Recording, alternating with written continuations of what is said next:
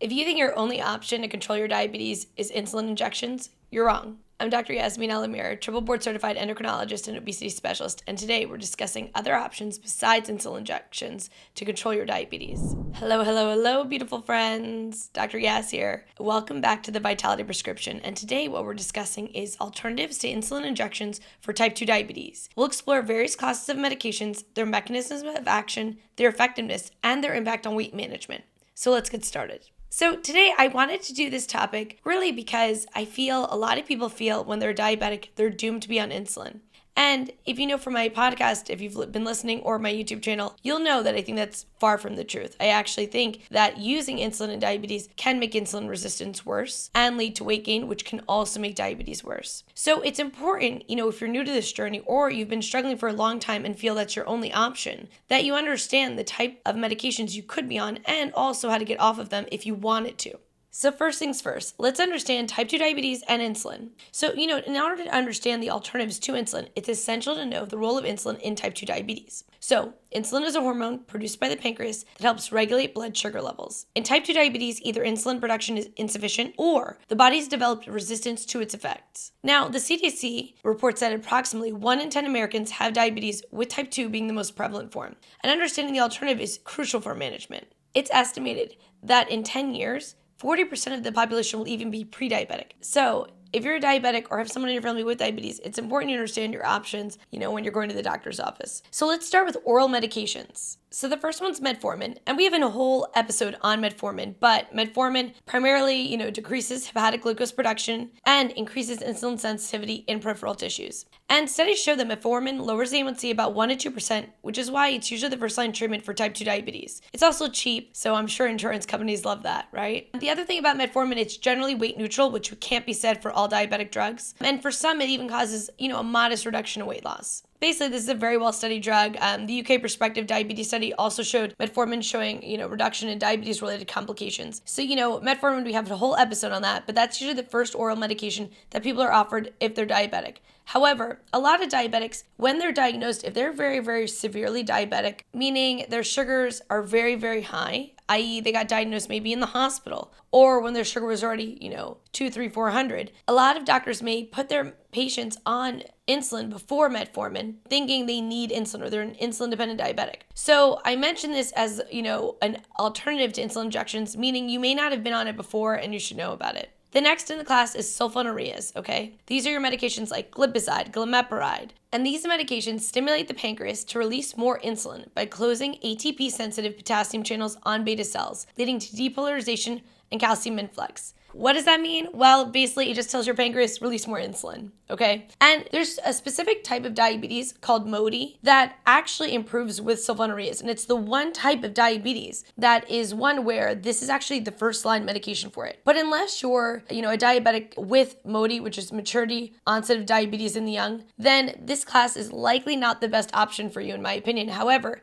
it's cheap, and it's great for patients who may need a little insulin, but don't want to be on insulin because sulfonylureas are very much like insulin. See, insulin, when you inject insulin, is giving you insulin, and sulfonylureas are making you produce more insulin, both having the same type of effect where you're getting more insulin in the body. The problem with sulfonylureas, like insulin, is it's associated with weight gain, which can be a huge concern for a lot of people. Now, clinical trials have shown sulfonylureas are effective in lowering blood sugar, but here's the big deal. Besides weight gain, they cause hypoglycemia in patients, and because of that, they can be dangerous, just like a lot of people with insulin. So if you're someone who suffers from kidney disease, maybe from your diabetes, or the elderly, they really don't do well with these drugs. And if you're younger and you're on these, it may cause weight gain and lead to more complications in the future. The only advantage, honestly, they really have over a lot of medications on the market is how cheap they are. And unfortunately, right, if your sugar's very high and you're not getting the care you need, learning how to control your sugars naturally with lifestyle measures or other medications, then you're kind of in trouble because then you may need this.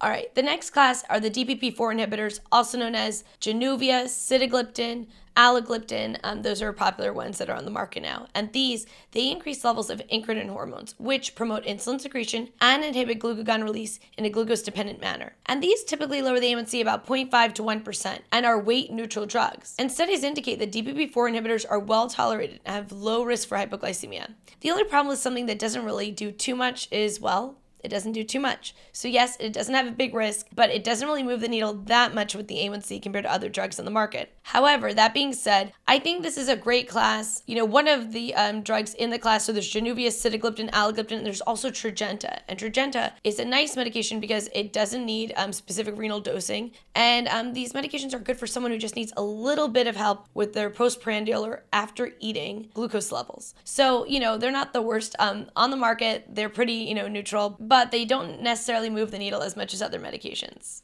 So another alternative are the GLP-1 receptor agonists like your Ozempic that are big on the market now, or your GIP receptor agonists like Mounjaro.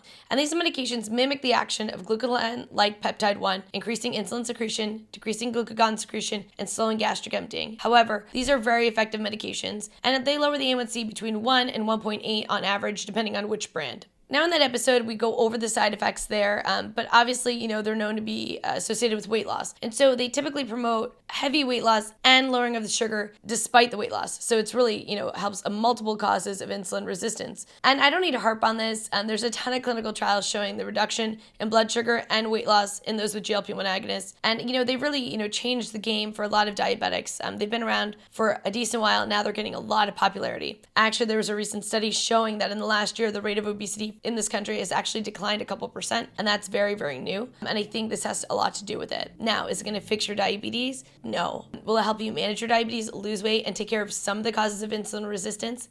Yes. So, in my opinion, if you're going to be on medication for your diabetes and can't reverse things naturally, these are a great alternative. I think there's something that people should think about as a first-line agent to try before insulin injections, absolutely, because what these medications can do is not only help with how you deal with insulin, but also by decreasing your appetite, it's easier to focus on that lifestyle dietary recommendation. The next class I'd like to discuss are the SGLT2 inhibitors. These medications are known more popularly as Farxiga or Jardiance, and these drugs inhibit the sodium glucose cotransporter 2 in the kidneys, leading to increased glucagon excretion in the urine. They can lower the A1C by 0.5 to 1.5%, and they've been shown to provide cardiovascular benefit. The weight impact of them is that they actually promote weight loss, because if you think about it, if you're literally urinating sugar, you're going to be taking in less calories, right? So studies have shown that these reduce the risk for heart failure and kidney disease in patients. Obviously, they come with side effects. I've talked about them in another episode, like yeast infections. In women, I definitely use caution when using this because they do cause UTIs and yeast infections, and that can be brutal.